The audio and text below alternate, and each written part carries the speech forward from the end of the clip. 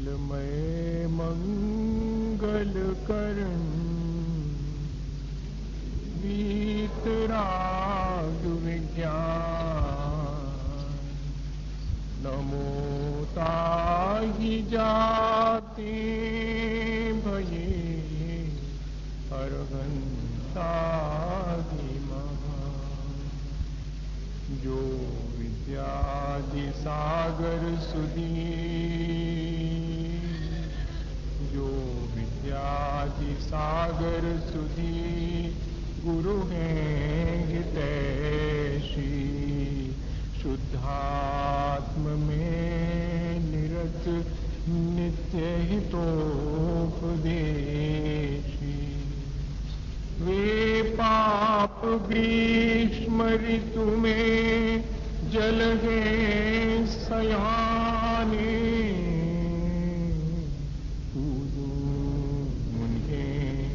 सतत केवल ज्ञान पाने पूजूं उनके सतत केवल ज्ञान पाने। बोले भगवान महावीर स्वामी के, आचार्य कुंद कुंद स्वामी के, आचार्य गुरुवर विद्यासागर मुनि महाराज के।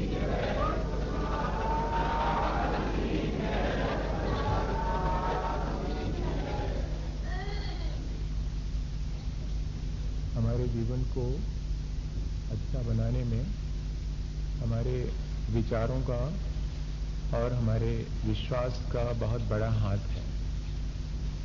हम चाहें कि हमारा जीवन अच्छा बने तो हमारे अंदर जीवन कैसा अच्छा होता है इस बात का विचार होना चाहिए, और मैं अपने जीवन को अच्छा बना सकता हूँ इस बात का विश्वास भी होना चाहिए। जब ये तीनों चीजें मिल जाती हैं तब जाकर के हम अपने जीवन को अच्छा बना पाते हैं।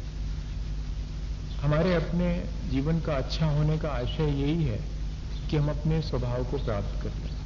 अध्यात्म हमारे इस स्वभाव को प्राप्त करने में हमें मदद करता है। आत्म स्वभावम परभाव भिन्नम मापूर्ण मात्यंत मनंत मेकम विलीन संकल्प विकल्प जालम प्रकाशयन शुद्ध नयोप्य देती। अध्यात्म इस बात की शिक्षा देता है, इस बात की प्रेरणा देता है, उसका प्रयोजन क्या है। हमने पिछले दिनों और आध्यात्मिक चेतना कैसी होनी चाहिए, अध्यात्म के मायने क्या है, अध्यात्म किस विषय को डील करता है, हमारे जीवन में उसका क्या रोल है, इन सब चीजों पर हमने विचार किया है बहुत संक्षेप में।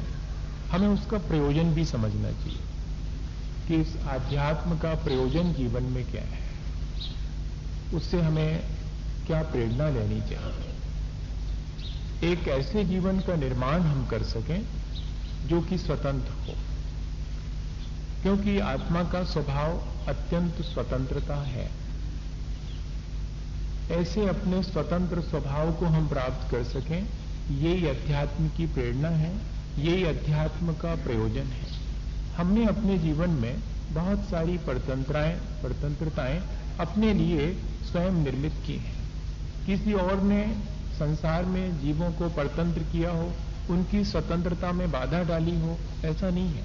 हमारे स्वयं के परिणाम हमें परतंत्र किए हुए हैं। हम किसी और का वर्चस्व अपने ऊपर पसंद नहीं करते।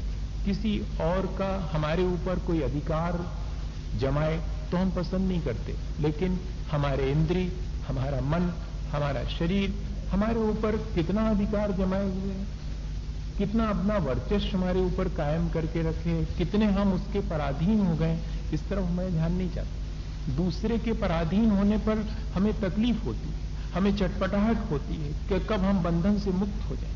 लेकिन हम अपने ही इंद्रिय, मन और शरीर की ग्रिप में हैं, उसके बंधन में हैं। वो पराधीनता हमारी हमने स्वयं निर्मित की है, इस तरफ हमारा ध्यान नहीं जाता। तब आचार्य भगवान हमें ऐसी प्रेरणा देते हैं, ऐसी सलाह देते हैं, और उसी का नाम आध्यात्म है कि जिसमें हमें अपने इस पराधीनता को छोड़ने और अपने स्वाधीनता को प्राप्त करने का कोई मैसेज मिले, कोई संदेश मिले, वही अध्यात्म है। आत्मा का स्वभाव कैसा है? परभाव भिन्नम, आपूर्णम, आदि अंत रहितम, अनंतम, एकम, ये आत्मा का स्वभाव है। और विलीन संकल्प विकल्प जाल, ऐसा जब हम अध्यात्म की दृष्टि से देखेंगे, शुद्ध दृष्टि से देखेंगे, तब ऐसा दिखाई पड़ेगा कि सचमुच मेरे अपने आत्मा का स्वभाव संकल्प विकल्प के जाल से मुक्त होना है। आचार्य भगवंतों ने संकल्प विकल्प के जाल को मन कहा है। जो शिक्षा और उपदेश ग्रहण करे वो भी मन है, और जो भले और बुरे, हे और उपादेय, कल्याण और अकल्याण का विचार कर सके वो भी मन है। लेकिन हमारा मन अधिक समय तक संकल्प विकल्प के जाल में ही घिरा रहता है। मैं सुखी दुखी ऐसा मैं संकल्प करता हूं, और मुझे फिर नाना प्रकार के विकल्प होना शुरू हो जाते हैं। मैं मनुष्य हूं, ये मैंने अपने को मान लिया, तब फिर मुझे उसके माध्यम से सुख और दुख होना शुरू हो जाता है। बहुत सारे विकल्प जो कि राग द्वेषात्मक होते हैं वे होना शुरू हो जाते हैं। जब हम शरीर को ही आत्मा मान लेते हैं, तब शरीर के माध्यम से होने वाले जितने भी सुख दुख हैं, राग द्वेष हैं, वे सब हमारे जीवन को घेर लेते हैं। हम एक परतंत्रता में घिर जाते हैं। ये चीज हमारे मन में बहुत स्पष्ट होनी चाहिए। कभी कोई घटना अपन ने पढ़ी, शायद सिकंदर के अपने जीवन की है, कि उन्होंने किसी दिगंबर साधु को इनवाइट किया था, बुलाया था अपने दरबार में। और दिगंबर साधु के साथ ये है कि वो किसी के बुलाने से या कि किसी बिना प्रयोजन के कहीं भी नहीं जाता। तो उन्होंने आने से इनकार किया कि मैं नहीं आ पाऊंगा। तो उन पर दबाव दिया गया कि तुम नहीं जानते कि किसने बुलाया है, सम्राट ने बुलाया है। तो साधु ने कह दिया कि सम्राट तो मैं भी हूं। तो बहुत मुश्किल हुई। सिकंदर ने कहा कि तुम लोगों ने उसके पास देखा था, कुछ सेनाएं वेनाएं थी क्या, कोई राज वैभव इत्यादि था? वो फकीर जैसा लग रहा है और कह रहा है कि मैं सम्राट हूं।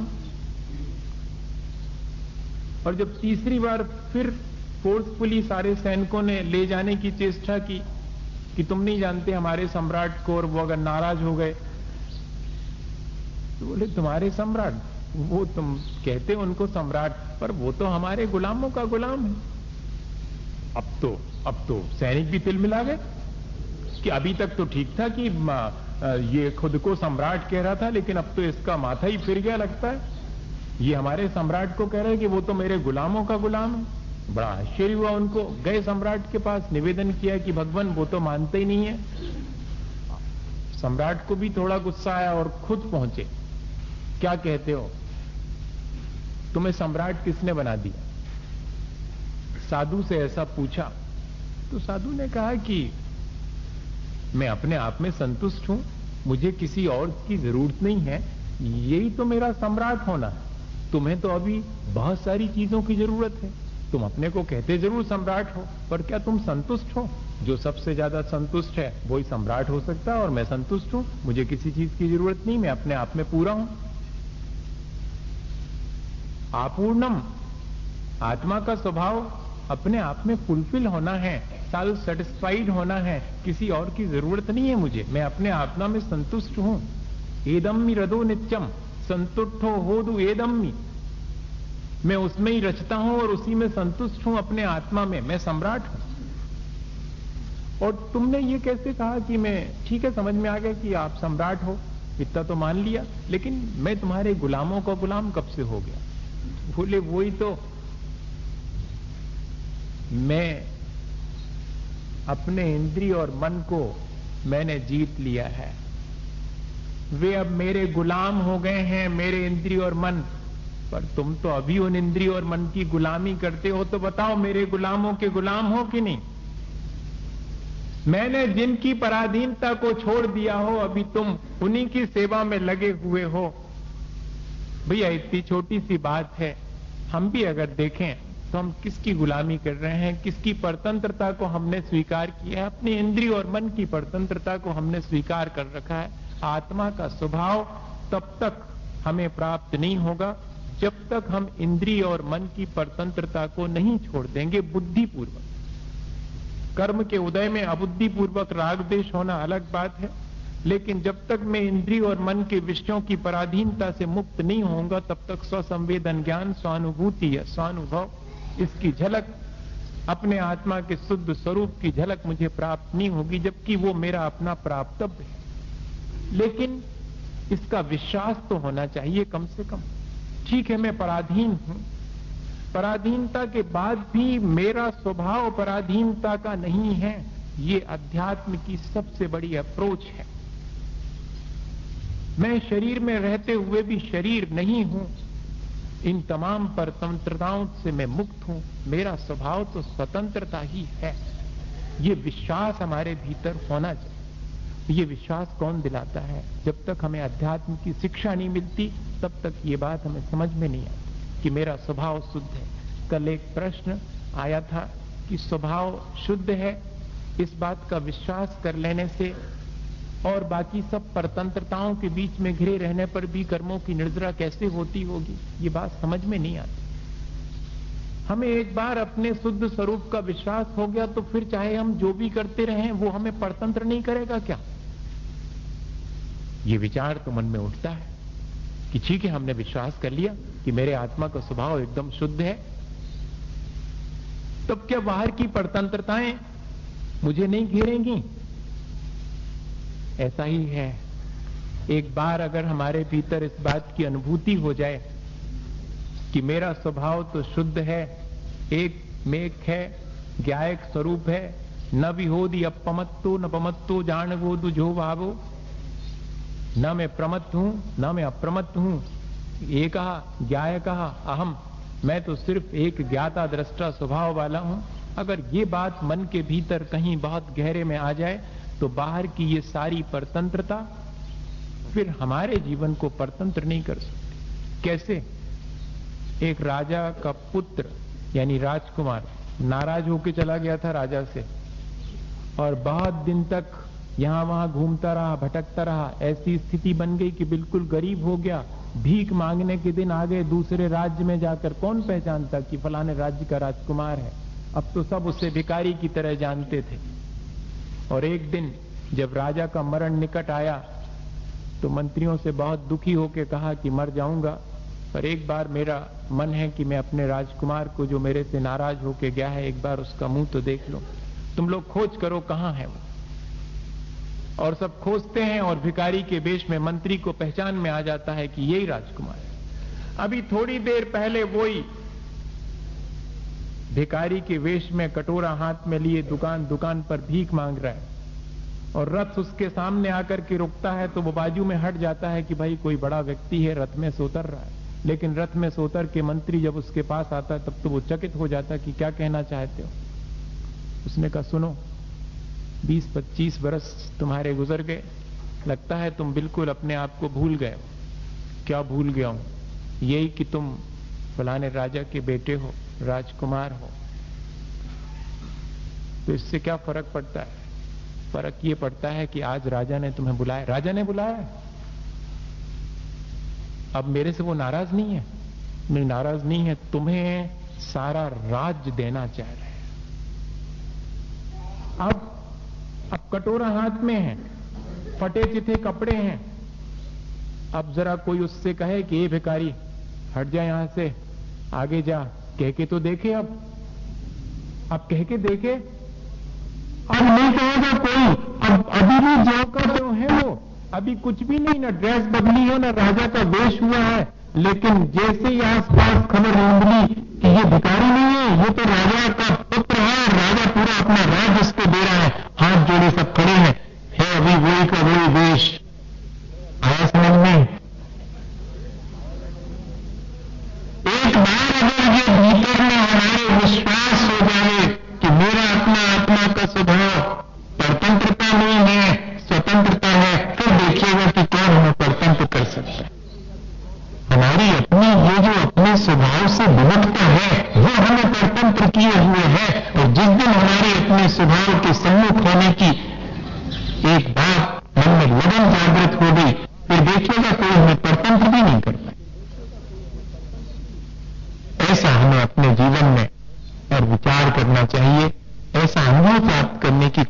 करनी चाहिए कि कहां कहां मैं किन किन चीजों में अपने आप से परतंत्र हो गया हूं। ऐसी कला, ऐसी आर्ट, एक ऐसी टेक्नोलॉजी हमारे भीतर हम डेवलप करें। आज हम बाहर तो बहुत आर्ट, साइंस और टेक्नोलॉजी डेवलप कर रहे हैं, लेकिन एक ऐसी टेक्नोलॉजी जो हमें बाहर और भीतर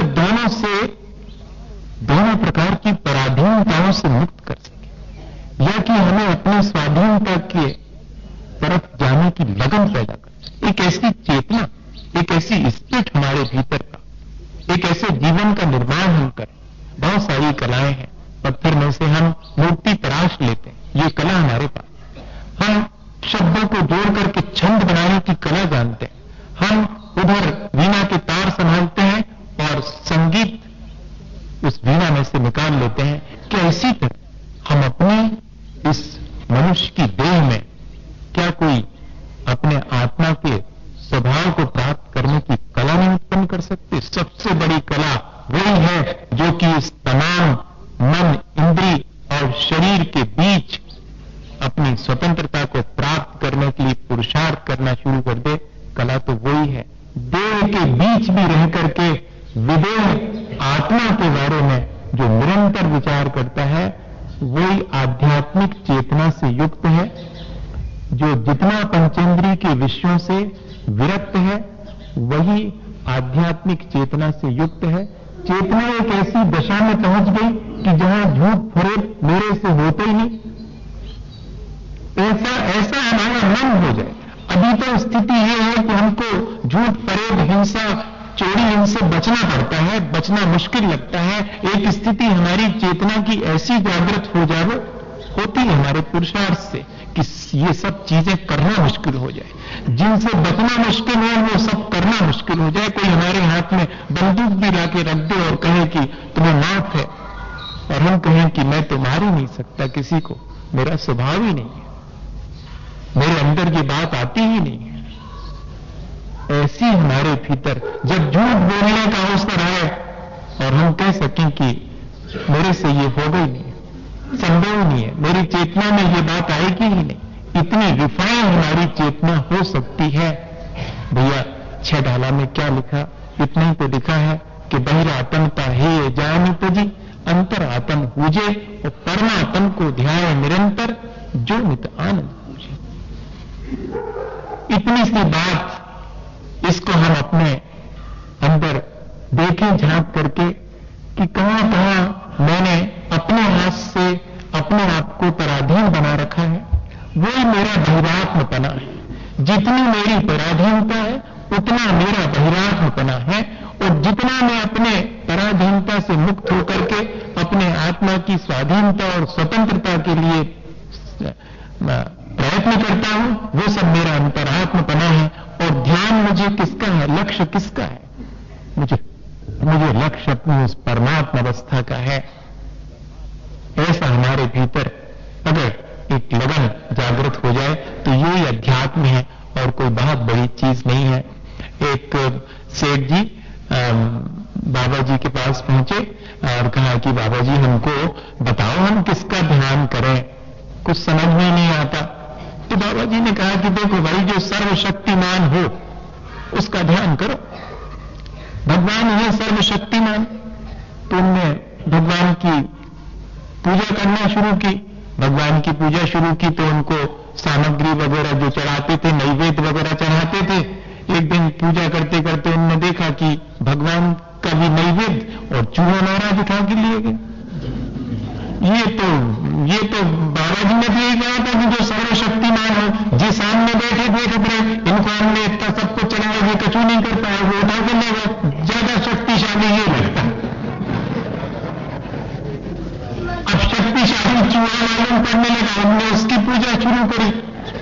तो भाई सर्वशक्तिमान तो यही है, लेकिन जब चूहा जी, उनकी भी कितनी ताकत। एक दिन बिल्ली महारानी आई तो चूहा जी भी मुश्किल में पड़ गए। तो फौरन ने डिसीजन लिया, बाबा जी ने तो सर्वशक्तिमान की पूजा का कहा था, उन्होंने फौरन डिसीजन लिया कि ये बिल्ली महारानी ज्यादा शक्तिशाली, उन्होंने उनकी पूजा शुरू की। लेकिन बिल्ली महारानी की पूजा शुरू होने पर एक दिन हमने रसोई में घुस करके सेठानी का दूध गिरा दिया तो सेठानी ने उस पर लाठी फेंक के मारी तो वो भी मुश्किल में पड़ी। उनको लगा कि सेठानी ज्यादा शक्तिशाली। ये कहानी है, वो ले जाएगी हमको वहीं पर जहां हमें पहुंचना। ये सारी चीजें हमें सब मालूम है, मुश्किल ये है, लेकिन इनसे कोई मैसेज हम नहीं ले पाते हैं। और जब सेठानी की भी पूजा शुरू हुई तो वे भी आलसी हो गई, भोजन समय पे नहीं मिला, तो सेठ जी को गुस्सा आई, इनने सेठानी जी को मार दिया। तब उनको अकल आई कि मैं हूं सबसे ज्यादा शक्तिशाली।